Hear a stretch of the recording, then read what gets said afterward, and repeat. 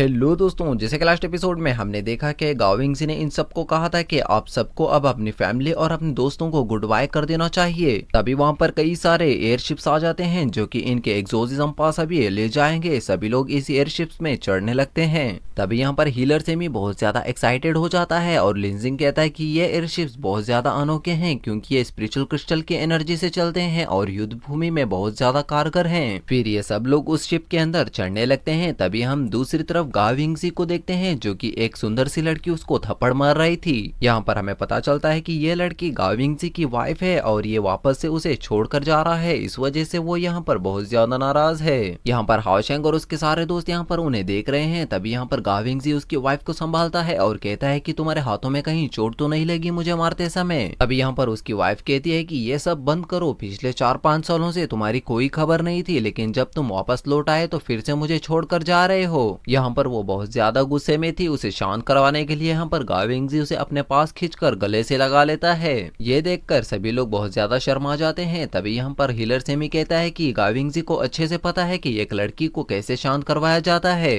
तभी गाओ विंगजी उसे किस करके जाने लगता है। तभी यहाँ पर उसकी वाइफ फिर से उदास हो जाती है और सोचने लगती है कि न जाने मुझे और कितने साल इंतजार करना पड़ेगा। गाओ विंगजी शिप के अंदर आकर उसे स्टार्ट कर देता है और ये सभी लोग अब एग्जोसिज्म पास की तरफ निकल चुके हैं। तभी यहाँ पर गाओ विंगजी रास्ते में कहता है कि तुम पहली बार बॉर्डर पर जा रहे हो, इस वजह से तुम्हें जानना जरूरी है कि तुम्हें एग्जोसिज्म पास क्यों दिया जा रहा है। असल में 6 गेट्स हैं जिसके अंदर से डेमन्स यहाँ पर आ सकते हैं। उन गेट्स को पास कहकर बुलाया गया है। सोल टेम्पल ने ड्रैगन पास को संभाल रखा है और मैजिक टेम्पल ने गैलन पास को संभाल रखा है। साउथ और ईस्ट वॉरियर टेम्पल के द्वारा 10,000 बीस्ट पास हॉल ऑफ सोल के द्वारा संभाला गया है। जिनियन पास को हीलिंग टेम्पल के द्वारा संभाला गया है। हालांकि वहाँ की सिचुएशन इतनी ज्यादा कंट्रोल तो नहीं है, लेकिन बाकी के टेम्पल सपोर्ट करने की वजह से यहाँ पर डिफेंस बहुत ज्यादा स्ट्रॉन्ग है। एग्जोसिज्म पास को असासन हॉल ने प्रोटेक्ट कर रखा है और वो डेमन माउंटेन की रेंज में है और वो डेमन्स को रोक के रखता है। यहाँ पर कई बार युद्ध तो होते ही रहते हैं, लेकिन यहाँ पर इनका डिफेंस बहुत ज्यादा स्ट्रॉन्ग है और उन पर अटैक करना बहुत ज्यादा डिफिकल्ट है। इसीलिए हम सब तुम्हें टेम्पल में ले जा रहे हैं ताकि तुम वहाँ से हमला करके डेमन्स को मार सको।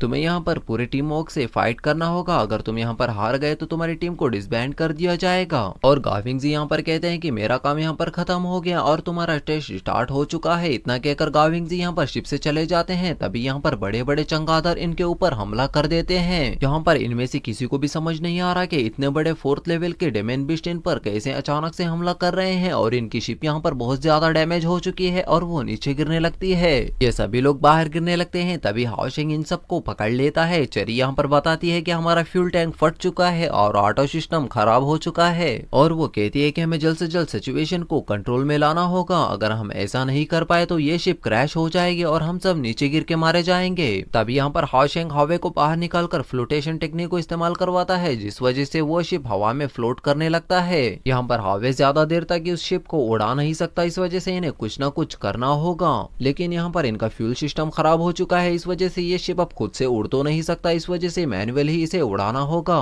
क्योंकि ये शिप तो स्पिरिचुअल एनर्जी से ही उड़ता है। तभी यहाँ पर लिंजिंग कहता है कि मैं कुछ कर सकता हूँ क्योंकि मेरे पास कई सारे क्रिस्टल्स मौजूद हैं। अभी हाओशेंग यहाँ पर एक प्लान बनाता है। वो चेरी और लिंजिंग को इस शिप को ठीक करके उड़ाने के लिए कहता है और वॉरियर वैंग और हीलर सेमी को इस शिप के पीछे खड़े होकर जो भी बीस्ट आ रहे हैं उनको मारने के लिए कहता है। अब हाओशेंग और कायर दोनों ही बाहर जाकर डेमन्स को मारने लगते हैं। लिंजिंग यहाँ पर उस शिप को कंट्रोल करने में कामयाब हो जाता है, लेकिन फिर भी यहाँ पर इन्हें बहुत ज्यादा दिक्कतों का सामना करना पड़ रहा है क्योंकि यहाँ पर डेमन्स ने उस शिप को बहुत बुरी तरीके से डैमेज करते ही जा रहे हैं। क्योंकि ये लोग इस वक्त हवा में है, इस वजह से इन डेमन्स का कंफर्ट जोन है। इस वजह से यहाँ पर हाओशेंग और बाकियों को बहुत ज्यादा दिक्कतों का सामना करना पड़ रहा है। लेकिन तभी वहाँ पर 5th ऑर्डर का डेमन बीस्ट आ जाता है जो कि मैजिक सोनिक वेव को इनके ऊपर छोड़ देता है, जिस वजह से इन सबको बहुत ज्यादा पेन उठाना पड़ता है। अब इनका शिप वापस से नीचे गिरने लगता है। तभी यहाँ पर हाओशेंग उस बीस्ट के ऊपर हमला कर देता है और ये फिर से स्टेबल हो जाते हैं। लेकिन तभी यहाँ पर वो बीस्ट सीधा आकर इनकी शिप से टकरा जाता है, जिस वजह से हाओशेंग यहाँ पर नीचे गिर जाता है। हाओशेंग को बचाने के लिए कायर भी नीचे कूद जाती है और ये दोनों एक दूसरे का हाथ पकड़कर नीचे गिरने लगते हैं। लेकिन हावे आकर इन दोनों को यहाँ पर बचा लेता है और ये दोनों अब हवा में उड़ पा रहे हैं। अब क्योंकि ये दोनों भी हवा में उड़ पा रहे हैं, इस वजह से वो भी बराबरी की टक्कर देने लगते हैं। अब इन दोनों के बीच में आइकॉनिक लेवल की फाइट होने लगती है।